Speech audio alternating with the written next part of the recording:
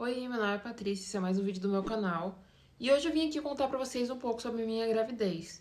Foi bastante coisa que eu passei, apesar de não ter chegado até os 9 meses, minha gravidez foi de risco. Mas nesse processo de descobrir a gravidez até o parto realmente, foi bem complicado. Desde quando eu descobri a gravidez, eu descobri com 1 mês, descobri no domingo, na segunda-feira eu comecei a ter sangramento.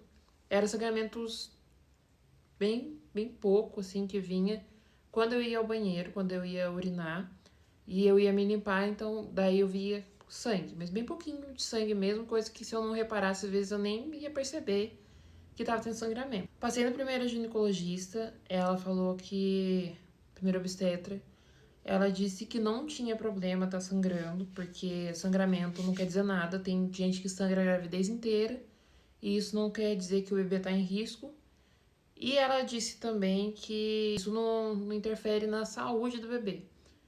Aí eu falei pra ela que o meu serviço era um serviço pesado, um serviço que eu precisava andar muito, que eu fazia muita força. E ela falou uma das coisas que me deixou mais chateadas, assim, da minha gravidez, que foi logo no começo ter que escutar isso. Que ela disse que tem gente que mora na roça, que anda de bicicleta o dia inteiro, que faz força e consegue ter filho. Então, se o meu fosse pra nascer, se fosse pra vingar, ia vingar. Isso não é uma coisa que você quer ouvir, principalmente quando você tá passando por uma situação complicada, que nem o sangramento na gravidez. E ela foi super grossa comigo falando isso. Eu fiquei muito chateada, saí de lá chorando. Não sei se com vocês também já aconteceu alguma coisa assim, desse tipo de ouvir coisas do obstetra que você ficou muito chateada. Se aconteceu com várias outras mães que eu conversei, aconteceram também. Se aconteceu com você, deixa aqui nos comentários, porque é bom a gente compartilhar isso pra gente poder ver como as pessoas não têm empatia nenhuma e pra gente saber que a gente não tá sozinho. Além disso, de saber como os nenéns, né, os nossos filhos, conseguiram passar até por essas palavras difíceis que a gente recebeu quando eles estavam dentro da nossa barriga ainda. Então já vim contar isso pra vocês também com motivo de até como um testemunho, porque tudo que eu passei na gravidez foi bem complicado. Acredito que a gravidez são poucas pessoas que passam pela gravidez sem ter nenhuma complicação, sem ouvir nada de ruim, sem ter nenhum momento de altos e baixos, de tristeza, mas nesse caso, a minha, eu tive vários comentários ruins e começou já nesse. Saí de lá, procurei um outro obstetra e eu achei um, que também era da minha cidade, que falou que conseguiria me afastar do meu serviço por ser um serviço pesado, mas só temporariamente. Então eu fui para outra obstetra, que ela me afastou do serviço por tempo indeterminado e falou para eu fazer repouso. Aí eu perguntei se era repouso absoluto, ela disse que não, só não fazer força, não pegar peso, que ia ficar tudo bem. E aí eu continuei minha vida normal, só não fui trabalhar mais. Só que eu fiz primeiro o morfológico, tava tudo bem com o meu filho, tudo certo. E no final do primeiro morfológico, quando o médico estava terminando de fazer, ele falou: se você quiser ver o sexo, você volta aqui. Não lembro quantas semanas exatamente, mas ele falou: volta aqui para você descobrir o sexo. E eu ia fazer o exame de sangue para ver o sexo do meu filho. Então eu não vi necessidade de voltar. Nem minha médica também, porque ela falou que era só para isso que eu iria voltar para fazer um outro ultrassom, se não fosse para ser um morfológico, um ultrassom muito importante. Então eu não voltei lá para ver o sexo, voltei só no segundo morfológico. Durante todo esse período, tendo sangramento, e às vezes vinha um pouco mais, às vezes vinha menos, ou ficava um dia sem ter, mas sempre ali, tipo, tem, não tem, um pouquinho a mais, sangue vivo, um pouquinho mais rosado. Então eu ficava nisso, de ter sangue e não ter. Mas era, tipo, sempre tinha, mesmo se fosse só um risquinho ali de sangue. Passei por tudo isso, acompanhando. O segundo morfológico, fui lá fazer o segundo morfológico. Eu tava com peso no coração. Eu não falei isso pra muita gente, porque quando a gente tá grávida, a gente começa a sentir umas coisas meio pesadas, meio ruins. Pelo menos, eu penso desse jeito. É melhor não compartilhar. Porque as pessoas vão entender errado, vão achar que é a gente que tá tendo, tipo, a gente que não tá querendo ter o filho ou tá achando que vai acontecer alguma coisa de ruim. Mas eu senti uma coisa muito ruim no dia de fazer o segundo morfológico. Eu tive um pesadelo com uma coisa muito séria de gravidez. E quando eu fui fazer o segundo morfológico, a gente chegou lá e o doutor foi fazer o transvaginal. E a primeira coisa que ele fez, colocando o trans, ele viu o pé do meu filho. E eu fiquei toda feliz, né? Porque eu falei, tá tudo bem, ele tá bem, olha o pé dele que bonitinho. O meu pesadelo foi só um pesadelo.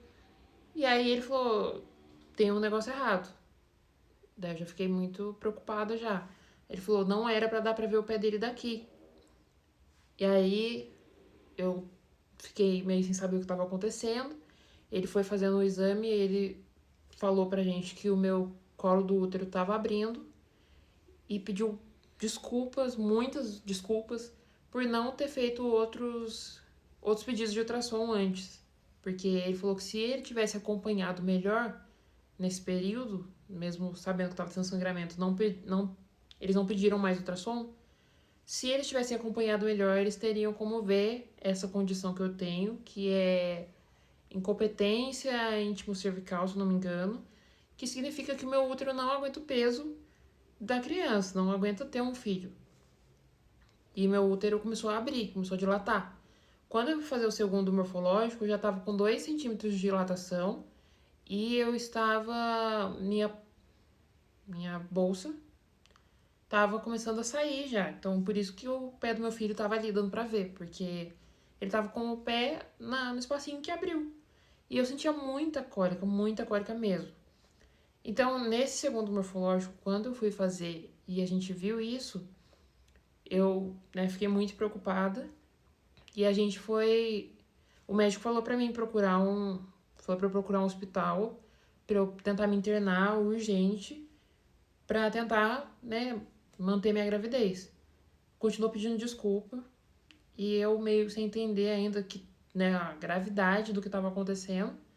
A gente foi pra minha ginecologista, mandei mensagem pra ela antes, mandei o laudo e ela só mandou, eu mandei pelo WhatsApp, ela só mandou repouso. Só. Não mandou um faz repouso, continua colocando remédio, faz não sei o quê. Ela só mandou repouso. E, né, aí eu pedi pra ela, tentei marcar uma consulta com ela, pedi um encaixe. Ela me encaixou pro dia seguinte. Eu fui falar com ela.